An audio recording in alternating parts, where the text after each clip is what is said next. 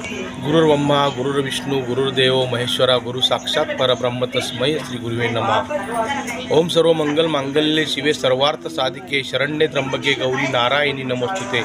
मातृपितृ धर्म सोहळा मातृपितृ कार्य श्रीमद भागवत कथा सप्ताह यज्ञ हरिभक्त पारायण निजानंद भुजंगराव जोशी पालमकर आणि त्यांचे सर्व नामजप करता संहिता पारायण गायक भजन साथ तबला साथ देणारे सर्व हरिभक्त पारायण गुरुजी आणि खऱ्या अर्थानं हे कार्य श्रींच्या इच्छेनं श्री गणेशाच्या इच्छेने आणि कुलस्वामिनीच्या कृपेने आणि मातृपितृ आई वडिलांच्या कृपा छत्रछाया आशीर्वादानं आणि हिंदू हृदय सम्राट शिवसेना प्रमुख बाळासाहेब ठाकरे धर्मवीर आनंद दिघे साहेब छत्रपती शिवाजी महाराज आणि हिंदू हृदय सम्राट शिवसेना प्रमुख बाळासाहेब ठाकरे तसेच आमचे माजी गुरुवर्य या राज्याचे माजी मुख्यमंत्री व शिवसेनेचे सध्याचे महाराष्ट्र राज्याचे उपमुख्यमंत्री शिवसेनेचे मुख्य नेते आदरणीय नामदार एकनाथरावजी शिंदे साहेब यांच्या मार्गदर्शनाने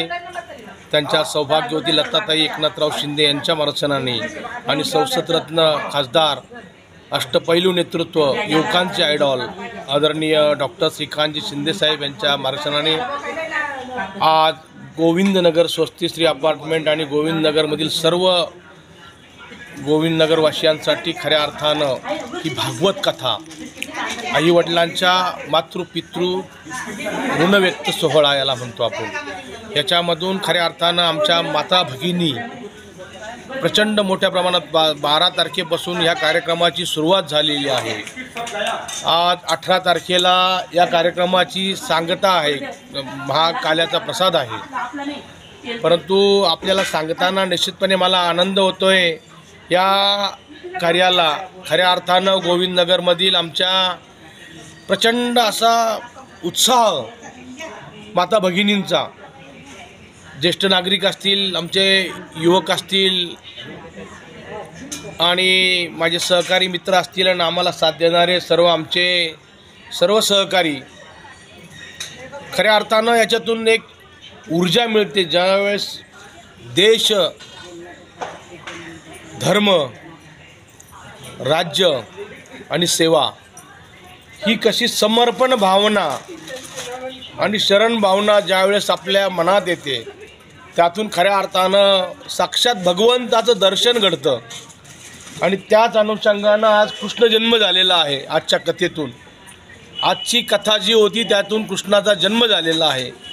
अतिशय आज शेकडो महिलांनी, शेकडो पुरुषांनी, शेकडो मायबाप जनतेने खऱ्या अर्थानं त्या कथेचा असन आणि त्या उत्साहाचा मनपूर्वक असा आनंद घेतला, लुटला, लाभ घेतला आणि खऱ्या अर्थाने हे संपूर्ण वातावरण आज सगळं कृष्णमय झालं होतं आणि ते कृष्णमय वातावरणातून खऱ्या अर्थानं माता भगिनींच्या चेहऱ्यावरचं त्यांच्या चेहऱ्यावरचा आनंद तो ओसांडून वाहत होता।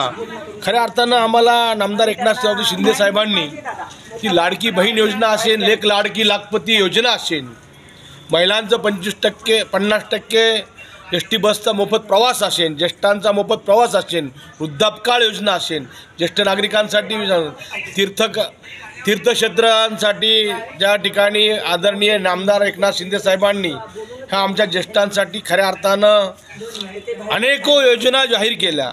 त्याच्यातून खऱ्या अर्थानं मायबाप जनता राज्यातील सर्वच आमच्या गोविंदनगरमधील नाशिक जिल्ह्यासह नाशिकच्या आमच्या पूर्ण विभागातील असेल, महाराष्ट्रातील असेल, ज्या साहेबांनी केलेल्या कार्याचा गवगवा, साहेबांनी केलेलं कार्य आजही आमच्या माता भगिनी त्यांच्या मुखातून स्वतःहून व्यक्त होतात आणि खऱ्या अर्थानं आमच्या एकनाथरावजी शिंदे साहेबांचं मार्गदर्शन आणि त्यांनी केलेलं कार्य त्याच्यातून आम्हाला मिळालेली प्रेरणा, त्याच माध्यमातून हे कार्य मी माझ्या आईवडिलांच्या कृपाछत्रछाया आशीर्वादानं आज त्यांच्यासाठी हा मातृपितृ धर्म सोहळा आयोजन केलं आहे। त्या आयोजनामध्ये मला दिलेल्या सर्व माझ्या सहकाऱ्यांचा मी ऋण व्यक्त करतो आणि या गोविंदनगरमधील स्वस्तिश्रीमधील आणि श्री अखंड गोविंदनगर कर्मयोगी नगर तुमचं सद्गुरुनगर या सर्व मायबाप जनतेचं मी पुनश्च एकदा मनापासून आमच्या सर्व नाशिककरांचं ऋण व्यक्त करतो आणि मला ज्यांनी भेटून असेल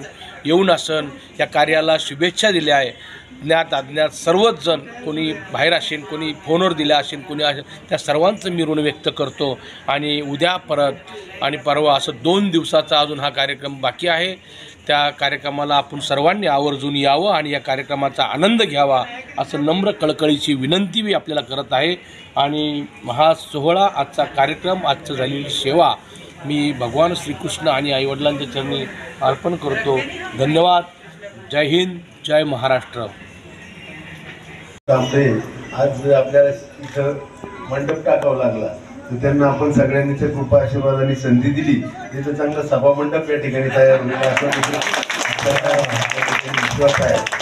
पण मगाशी आता अनेक महिलांनी या ठिकाणी सांगितलं की आपल्या जसं राणेनगरचा बोगदा झाला तसं इंदिरानगरचा बोगदा देखील या ठिकाणी व्हायला पाहिजे. परंतु या ठिकाणी आपल्याला सांगावंसं वाटतं का 1 वर्षापूर्वीच म्हणजे आपण खासदार असताना त्याच वेळेस याच्यासाठी 47 कोटी रुपये ऑलरेडी मंजूर झालेले आहेत. त्या कामाची वर्क ऑर्डर देखील झालेली आहे. आणि त्याच्यासाठी मग बाबूराव तांबडेला आपल्याला संधी द्यावा लागेल ना, पण आमच्यापर्यंत काही विषय नाही. बरोबर आहे.